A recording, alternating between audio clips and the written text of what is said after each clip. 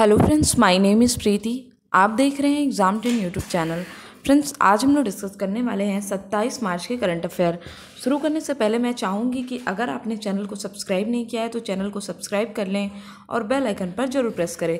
इसके अलावा अगर आपको इस वीडियो की PDF चाहिए तो आप हमारे वेबसाइट examtrends.net पे विजिट कर सकते हैं और वहाँ से PDF डाउनलोड कर सकते हैं। ठीक है, नाम देखिए आप लोग सही से देखा करिए, क्योंकि कुछ लोगों ने एग्ज़ाम ट्रेड डाला है, जबकि यह एग्ज़ाम ट्रेड नहीं, एग्ज़ाम ट्रेंड्स होगा।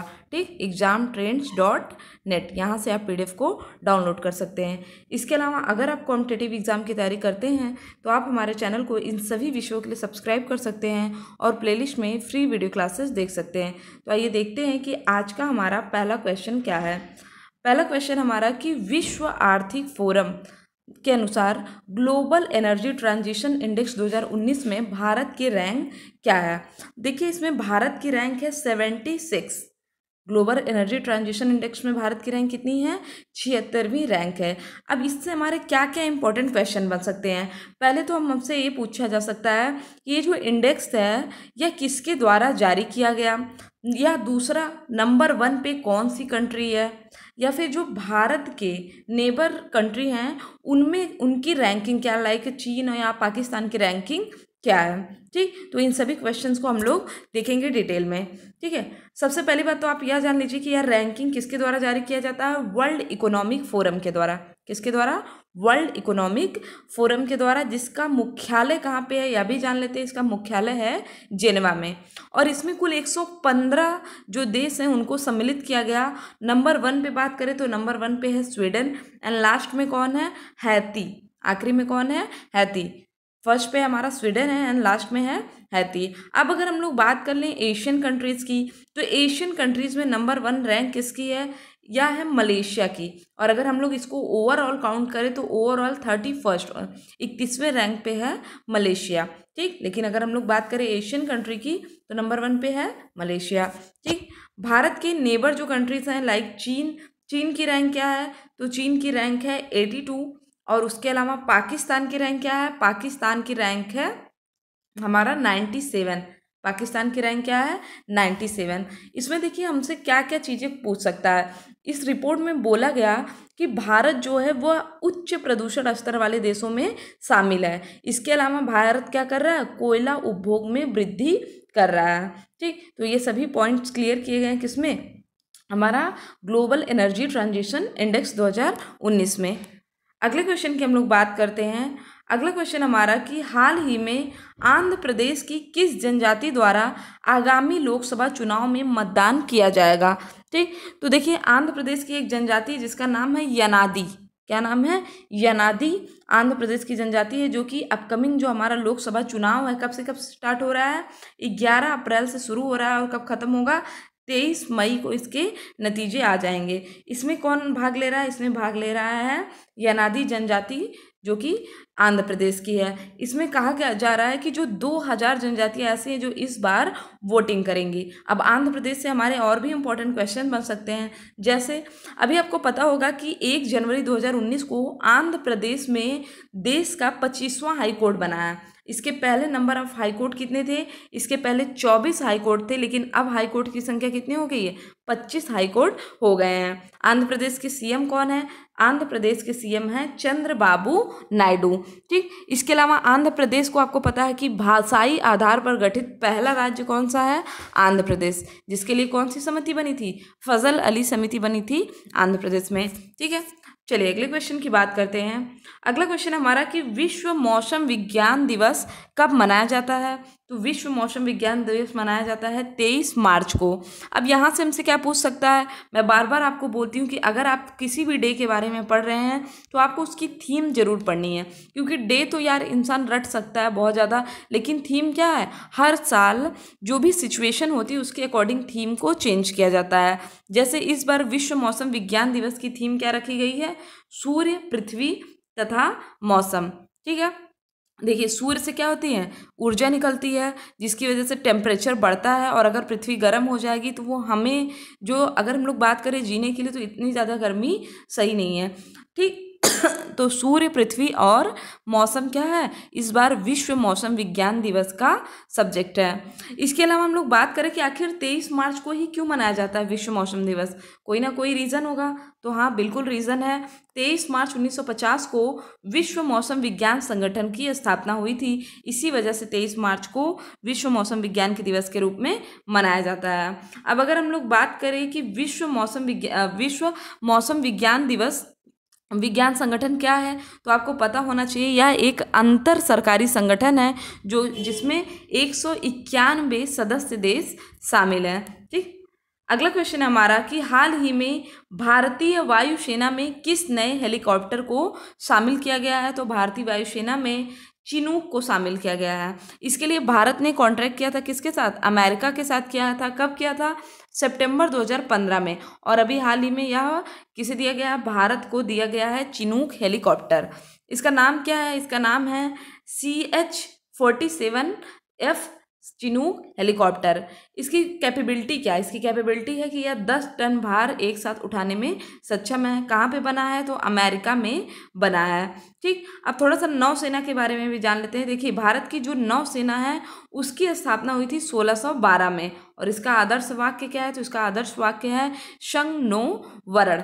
ठीक, नौसेना से हमारा एक और इम्पॉर्टेंट क्वेश्चन बन सकता है क्या, जैसे कि अभी आपको पता है कि 31 मई, अगर आप करंट अफेयर डेली पढ़ते होंगे तो मैंने आपको पढ़ाया है, 31 मई 2019 को सुनील लांबा रिटायर होंगे और इनके स्थान पर अध्यक्ष कौन बनेंगे, करमवीर सिंह। इसके स्थान पर अध्यक्ष कौन बन रहा है, करमवीर सिंह। ठीक है, याद रखिएगा।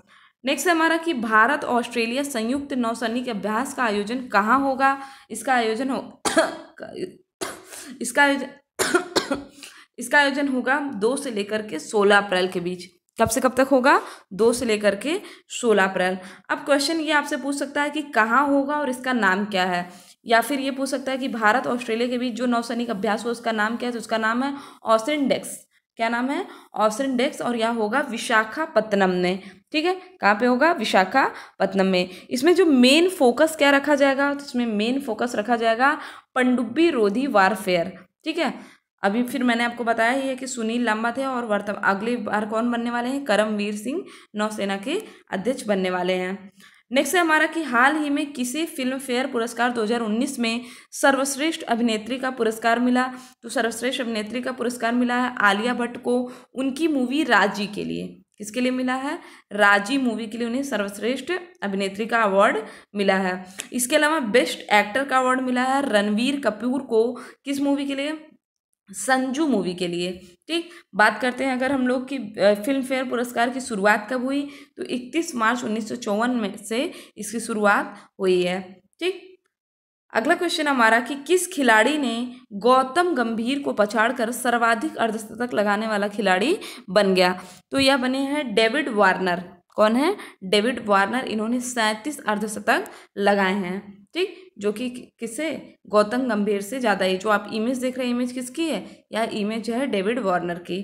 ठीक है, अगला हमारा कि हाल ही में राहुल गांधी ने चुनाव में जीत मिल जाने के बाद प्रतिवर्ष कितने रुपए की न्यूनतम आय गारंटी दिए जाने का वादा किया है। तो इसमें 72,000 रुपये दिए जाने का वादा किया गया इनके द्वारा, अगर राहुल गांधी चुनाव जीत जाते हैं। इन्होंने कहा है कि 1/4 करीब 25 करोड़ लोगों को यह सुविधा दी जाएगी जिनकी न्यूनतम आय, मतलब कुछ ना कुछ तो कैटेगरी, कुछ क्राइटेरिया भी रखा गया होगा। तो न्यूनतम आय कितनी होनी चाहिए, 12,000 रुपये। कितना होना चाहिए, 12,000 रुपये न्यूनतम आय होना चाहिए। ठीक है, यहाँ पे देखिए 20% सबसे गरीब लोगों को क्या मिलेगा, हर साल 72,000 रुपये मिलेंगे। ठीक, तो अभी चुनाव का आ गया, तो यह भी जान लीजिए कि हमारे मुख्य चुनाव आयुक्त कौन है। हमारे मुख्य चुनाव आयुक्त हैं सुनील अरोड़ा। इसके अलावा अगर हम लोग बात करें कि पहली बार कहाँ पर ब्रांड चुनाव के लिए ब्रांड एम्बेसडर बनाया गया है किसी भी ट्रांसजेंडर को, तो यह बनाया गया गौरी सावंत को। किसे बनाया गया है, गौरी सावंत को बनाया गया है ब्रांड एम्बेसडर। ठीक, अब हम लोग क्या करेंगे, अब हम लोग कल के जो इंपॉर्टेंट क्वेश्चंस हैं उनका रिवीजन करेंगे। और अगर आपको पीडीएफ डाउनलोड करना हो तो आप जरूर examtrends.net वेबसाइट पे चले जाइए, आपको डिस्क्रिप्शन में उसका लिंक भी मिल जाएगा। आप वहाँ से पीडीएफ डाउनलोड कर सकते हैं और हमेशा क्वेश्चंस को देख सकते हैं, स्क्रीनशॉट ले सकते हैं। ठीक, चलिए अब हम लोग कल के जो इंपॉर्टेंट क्वेश्चन है उनका रिवीजन करते हैं। देखिए कल का हमारा पहला इंपॉर्टेंट क्वेश्चन था कि विश्व क्षय रोग दिवस की थीम क्या है, इंपॉर्टेंट है। ठीक, तो इसकी थीम क्या है, इट्स टाइम, यही समय है। और आपको पता होना चाहिए कि 24 मार्च को मनाया जाता है वर्ल्ड ट्यूबरकुलोसिस डे के रूप में। ठीक है, और WHO ने सोचा है कि 2025 तक हमें कैसे भी करके प्लान बनाना, 2025 तक टीबी फ्री वर्ल्ड चाहिए। अगला हमारा कि सैफ फुटबॉल चैंपियनशिप 2019 किसने जीता, तो यह जीता है भारत ने। किसे हरा करके, नेपाल को हरा करके जीता है यह चैंपियनशिप, और लगातार 5वीं बार जीता है। कई बार आपने देखा होगा कि आपसे यह भी पूछ लेता है कि लगातार अगर कोई गेम पर्टिकुलर कोई देश जीतता है तो यहाँ से भी क्वेश्चन आता है। तो लगातार 5वीं बार भारत ने जीता है Saif football championship. Next question हमारा अंतर्राष्ट्रीय मैरीटाइम एरो एक्सपो का आयोजन कब से कब तक होगा, तो 26 से लेकर के 30 मार्च तक होगा। कहाँ, मलेशिया के लॉन्ग कावी में। ठीक, फिर था हमारा कि भारत ने तेल रिफाइनरी बनाने के लिए किस देश के साथ समझौता किया है, तो ओमान और श्रीलंका के साथ किया है भारत ने समझौता। अगला क्वेश्चन हमारा काफ़ी इंपॉर्टेंट है कि दुनिया की सबसे बड़ी कोच फैक्ट्री कौन सी बनी है, किसे घोषित किया गया है, तो आपको पता है वहाँ पे बना है वंदे भारत का कोच, उसका नाम है इंटीग्रल कोच फैक्ट्री चेन्नई। ठीक, नेक्स्ट हमारा कि शहीद दिवस का आयोजन कब होता है, तो आपको पता है 23 मार्च और 30 जनवरी 2 दिन ऐसा है जब हम शहीद दिवस के रूप में मनाते हैं। अगला हमारा कि अंतर्राष्ट्रीय वन दिवस कब मनाया जाता है, तो 21 मार्च को मनाया जाता है अंतर्राष्ट्रीय वन दिवस के रूप में। अगला था हमारा कि हाल ही में चर्चित ऑलिव रिडले का संबंध किससे है, तो ऑलिव रिडले एक समुद्री कछुआ है जो कि हर साल उड़ीसा के तट पर अंडे देने आता था, पर इस साल नहीं आया। तो आपको समझ में आ गया होगा हमारे क्या क्या क्वेश्चन इंपॉर्टेंट है। ठीक, तो अगर आपको वीडियो अच्छा लगा तो चैनल को सब्सक्राइब करें, शेयर करें और लाइक करना ना भूलें। डेली अपडेट्स पाने के लिए बेल आइकन पर जरूर क्लिक करें। Thank you friends, thank you so much.